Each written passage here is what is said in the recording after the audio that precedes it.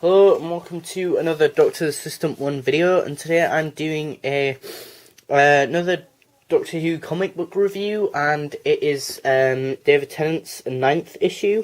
Here we have David Tennant, badassly drawn in the front cover. Just all the creases in his costume and stuff, and that looks so cool if you look very carefully in the back drop. You've got Weeping Angels, you've got the TARDIS with its doors slightly open. And it's TARDIS sort of lamp illuminating. The grass just looks awesome, like just all the little textures and stuff. You've got the normal sort of diamond sort of Doctor Who thing. You've got a still of a live sort of image of him, or a realistic one. Old Doctor Who like logo, new adventures with the 10th Doctor. Now, if you must know, I think one of the best ones to pick up, what I'd recommend, is issue 6, because if you get issue 6, 7, 8, and 9, which is this one, you've got all of the Weeping Angel sort of story arc, which is essentially a 4-part story arc throughout each of those. They all leave on cliffhangers, except this one doesn't. It actually says the end. As usual, here you've got bios on the Doctor, Gabby, Jamie, previously, how to contact them on Twitter, their website, Facebook, their website again.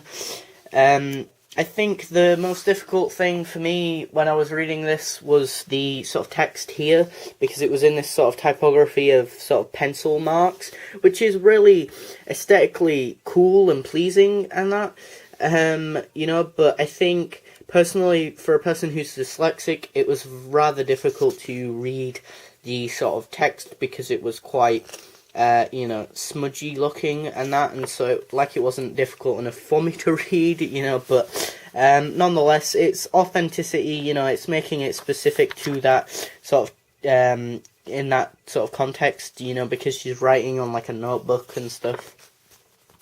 Then you've got really cool bits where, I think, where the Doctor is angry, there's a bit where he's really angry, from what I can remember. I really like these bits where he's kind of got like the Sonic, and he's in like this tunnel, and it looks like really illuminated. That just looks awesome. Really good use of the Sonic. I'm surprised they never did that in the show whilst David Tennant was the Doctor.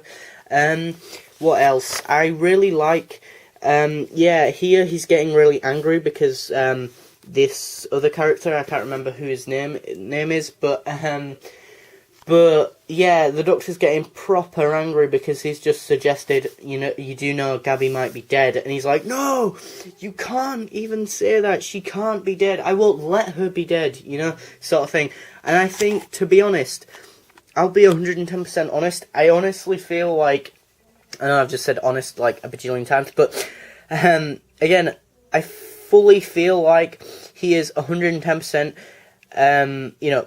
fully represented in this comic book way better than he ever was in the actual TV show. So, yeah, and I don't even really like David Tennant's Doctor that much. There's pros and cons to his Doctor, definitely, but, either way you look at it, you might look at it and see more negatives over positives, but either way, you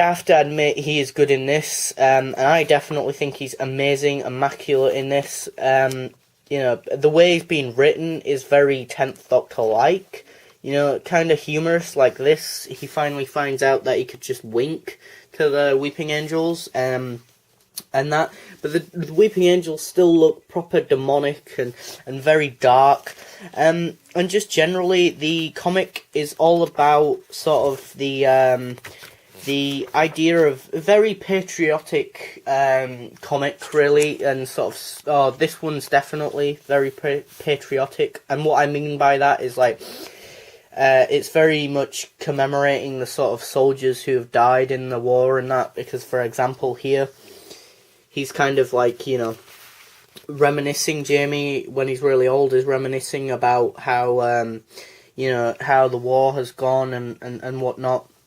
And basically he's just, when he's looking at the graves, I'm guessing this is how he sees it, with all the people he's actually scene, and because he might know who's buried where and whatnot. It's quite sad, really.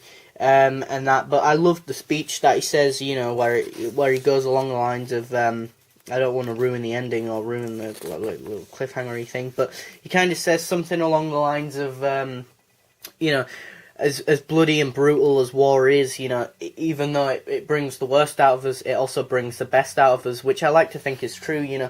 People who might not have ever been friends prior to joining up in the army might be friends and, have such a close bond. Yes, it is sad that they may have got killed, but, you knew them maybe at their peak. Who knows, prior to being in the army, they may have had depression, even though saying that, I don't think you'd be allowed in the army if you'd previously had depression, because I think that's classed as a mental